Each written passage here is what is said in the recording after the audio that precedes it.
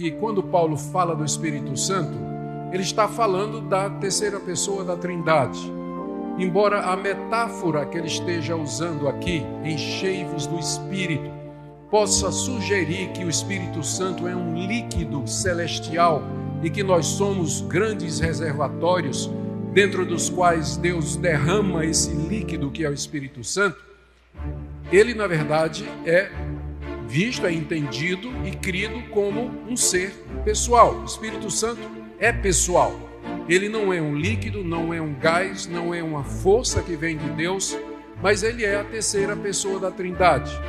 Isso aqui é importante porque tem pregadores e pastores que falam e pregam como se eles tivessem domínio sobre o Espírito Santo e pudessem controlar ou manipular o Espírito Santo, tipo jogar o Espírito Santo, soprar o Espírito Santo, como se o Espírito Santo fosse uma coisa. Mas o Espírito Santo não é uma coisa, ele é uma pessoa. Então estar cheio do Espírito Santo é estar debaixo do domínio do Espírito Santo e não o contrário. Você nunca vai chegar a um ponto de espiritualidade que você vai manipular, controlar ou dizer ao Espírito Santo o que ele vai fazer, quem ele vai curar, aonde ele vai se revelar. Não é interessante que no Novo Testamento os apóstolos nunca marcaram reunião de cura? Sabe por quê? Eles não sabiam quando o Espírito Santo ia agir, porque eles não tinham controle sobre o Espírito Santo, eles eram controlados pelo Espírito Santo.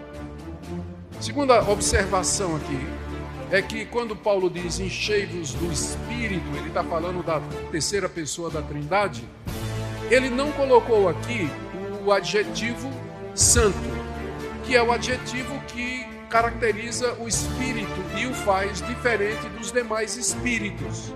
A mesma palavra Espírito no grego é usada no Novo Testamento para se referir ao espírito humano e aos espíritos imundos.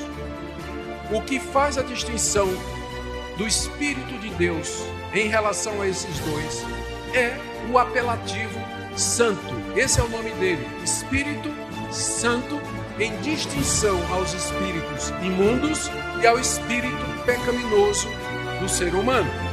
Por que isso é importante?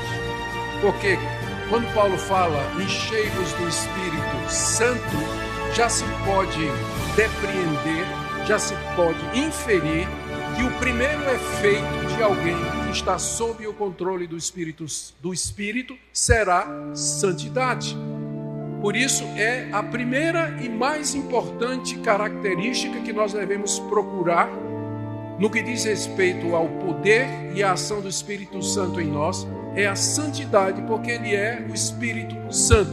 Se alguém está cheio do Espírito que é santo, é óbvio que a primeira evidência disso vai ser não experiências, embora elas possam ser bem-vindas, mas santidade de vida.